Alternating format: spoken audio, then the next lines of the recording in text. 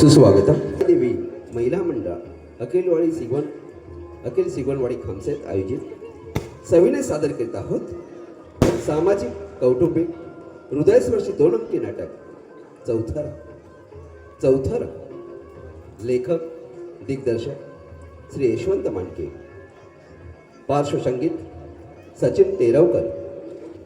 ध्वनी संकलन ओम Sai sound service. प्रकाश योजना नितीन बैकर. रंगभूषा गंगाराम गोदाड सर. नेपथ्य गुरुनाथ कारेकर तळवली. रंगमंच सजावट अखिल सिगवणवाडी खामसे. रंगदेवता आणि रसिक मायबाप यांना पुन्हा एकदा विनम्र अभिवादन करून श्री केदारनाथ नवतरुण मंडळ संलग्न श्री झोरादेवी महिला मंडळ अखिल सिगवणवाडी खामसेत आयोजित सविनय सादर करीत आहोत सामाजिक कौटुंबिक हृदयस्पर्शी 2 अंकी नाटक चौथरा.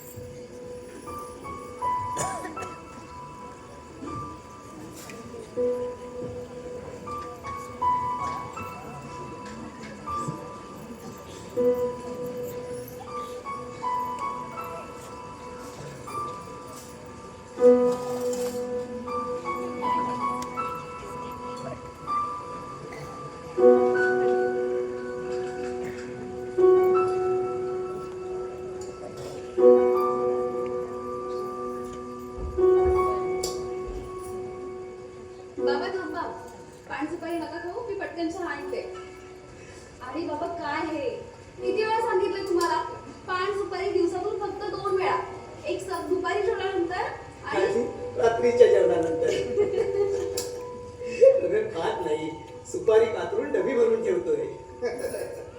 आणि बाबा ती तंबाखूची डबी पुन्हा तुमच्या बडव्यात दिसता का म्हणे? अगं तूच फेकून दिलीस ना ते.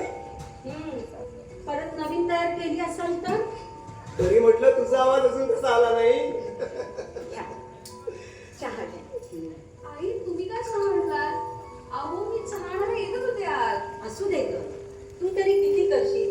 सकाळी उठल्यापासून रात्री झोपेपर्यंत राग राग राबतेस. आपल्यांसाठी करणं म्हणजे रावणं असतं काय आई? हे मी माझं कर्तव्य समजते. तुझ्या एकटीच तिचं काही कर्तव्य आहे की नाही? नवीन लग्न झालंय तिचं. तरी 15 दिवस झाले लग्नाला. हो बाबा, मान्य आहे. पण तिला आपल्या जुळायला थोडा वेळ लागेलच ना. आणि तुला किती वेळ लागला होता आमच्या जुळायला? दुसऱ्या दिवशी भल्या पाठे पाण्याचा हंडा डोक्यावर घेतला होतास. आणि हिचे सकाळचे 9 वाजले तरी अजून डोळे उघडत नाही. आई चित्र काय तुम्हाला लावून घ्यायचंय? हळूहळू सगळं समजावून सांगत जाईल मी तिला. तुम्ही नका टेन्शन घेऊ. बरं तुम्ही बसा, मी पटकन नाश्ता वगैरे बसते. या पोरीने मात्र मुलीची उणी भरून काढली आहे. पोटच्या पोरीने सुद्धा केलं नसतं एवढंही करते आपल्यासाठी. चेहऱ्यावर कधी थकावट नाही, ती संताप नाही. पण ह्या पोरीला मात्र जरा पण आराम नाही. हे काय म्हणते, 4 दिवस पाठवूया का आपण तिला माहेरी? आपली काही हरकत असणार आहे का? पण हे तिच्या नवऱ्याला पटायला हवं ना. ते खरंच म्हणा, त्याच्याकडे काय बोलण्यासारखं आहे? पण एक दिवस बोलावं लागेल. त्याचा बेफिकीरपणा दिवसांदिवस वाढत चालला आहे. जाऊ दे. सकाळीच नको तो विषय. बरं, बैल आणायला तुम्ही जाणार ती बी माझी होती. घेऊन येतो म्हणाला होता, पण मी जरा शेतावर जाऊ. नाश्ता करूनच नको, आल्यानंतरच करेन. सावकायचा आणि लवकर.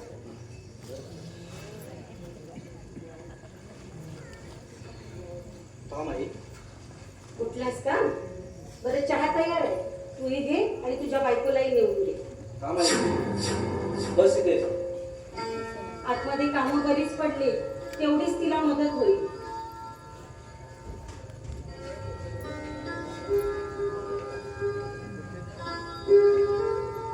बाबा, मला माहित आहे तुम्ही दोघेही माझ्यावर खूप नाराज आहात. तुमच्या विरोधात जाऊन मी माझ्या मर्जीप्रमाणे लग्न केलं. वहिनी सोडली तर तुम्हाला कुणाच आवडले दिसत नाही. आता झालं ना. आता ते कुणाला आवडल्याचा आणि तुझ्या मर्जीचा विचार करत असणार आहेस का? फक्त एकच सांगेन, ते निभवा. कारण 4 दिवसाच्या प्रेमात हातात हात घालून फिरणं सोपं असतं, पण लग्न करून आयुष्याचा प्रवास करणं खूप कठीण असतं दिनेश.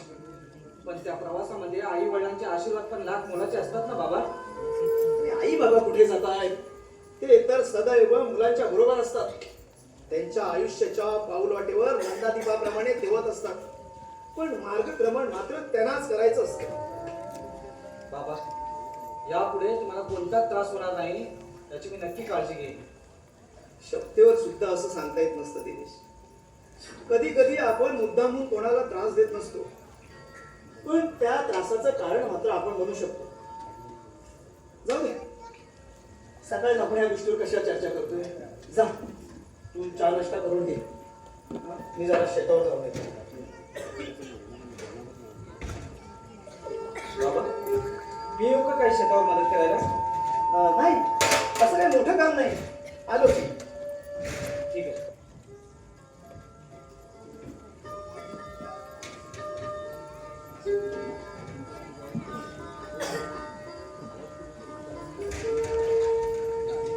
अरे दिनेश भाऊजी, उठलात?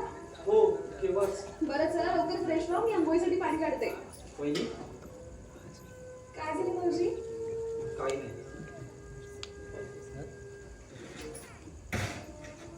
कसला विचार करता? सगळे नाराज आहेत का माझ्यावर? कोणीच माझ्याशी व्यवस्थित बोलत नाही. दादा तर माझ्या बोलण्याकडे दुर्लक्ष करतोय. तुम्हाला याआधी काय सांगितलंय मी? सगळं लक्षात आहे का? पण प्रत्यक्षात ते कठीण होत आहे. तुम्ही कसा विचार करता तुम्हाला तसं वाटतंय. मला सांगा, सगळ्यांना तुम्ही चुकीचे आहात असं वाटतंय ना? हे चुकीचं वाटते सगळ्यांना. मग तुम्हाला फक्त एकच गोष्ट करायची आहे. तुम्ही स्वतःला चुकीचं म्हणून घ्यायचं नाही आणि दुसऱ्यांना पटवून द्यायचं नाही की तुम्ही चुकीचे आहात म्हणून. किती सोपं आहे. कसं जमतं का वहिनी तुला इतकं सहज जगणं? तुम्हाला हे जमेल. लहानांना समजून घ्यायचं आणि मोठ्यांचा आदर करायचा. बरं चला लवकर फ्रेश व्हा. सकाळीच एवढा विचार करत बसला तर एवढा मोठा दिवस केवळ कसा जायचा तुमचा? बघा, यांची पण अंघोळ झाली. बरं तुम्ही आवरा, मी पटकन नाश्ता वगैरे आणते. तिकडे नको आणूस. दिनेशची अंघोळ झाली ना की आम्ही दोघेही आतमध्ये एकत्र चहा नाश्ता करू. बरोबर, या लवकर. आणि ऐकलं का, महाशय अजून विचारच करत बसलेत. म्हणे सगळे नाराज आहेत माझ्यावर, अगदी दादा सुद्धा. पण तुम्ही कुठे नाराज आहात ना? हो की नाही? नाही म्हणा. उगाचच आपलं काहीतरी विचार करत बसायचं. दिनेश, तुझी बहिणी म्हणते ते खरं आहे का? हो. तुझ्या झालेला बदल पाहिल्यानंतर मी माझाच केलेला विचार अविचार होता की काय असं वाटायला लागले. का असं काय वाटतं तुला? आई बाबांचा राग समजू शकतो, पण तू सुद्धा माझ्यावर रागवला आहेस हे तुझ्या वागण्यातून जाणवत आहे. कधी रागावलं वगैरे नाहीये, फक्त थोडासा नाराज झालो. कारण याआधी तू प्रत्येक गोष्ट मला सांगून करायचास, फक्त हीच गोष्ट तू मला सांगितली नाहीस. सॉरी दादा. खरं म्हणजे मला काही कळत नव्हतं की मी नक्की काय करावं. एक मनात कायम भीती होती की तू नकार देशील याची, आणि सगळ्यांचा नकार आल्यानंतर माझ्या अशी लग्न करण्याची हिंमतच झाली नसते. म्हणून सगळ्यांचा नकार पत्करून आपल्या प्रेयसीला गमावण्यापेक्षा घरच्यांना दुखावणं योग्य वाटलं तुला? नाही दादा, हा विचार माझ्या मनात कधीच आला नाही आणि येणारे नाही. फक्त सगळे रागवतील याची कल्पना होती मला. अरे रागवले तरी पुन्हा जवळ घेतील याची कल्पना असायला हवी ती तुला. पण आईने खूपच मनाला लावून घेतलंय. तीही समजून घेत तुम्हाला. फक्त तुम्ही तिला समजून घ्या म्हणजे झालं. आणि खास करून ही गोष्ट तुझ्या बायकोला सांग, म्हणजे होईल बघ सगळं व्यवस्थित. बाकी नको विचार करूच कसला. थँक्स दादा. अरे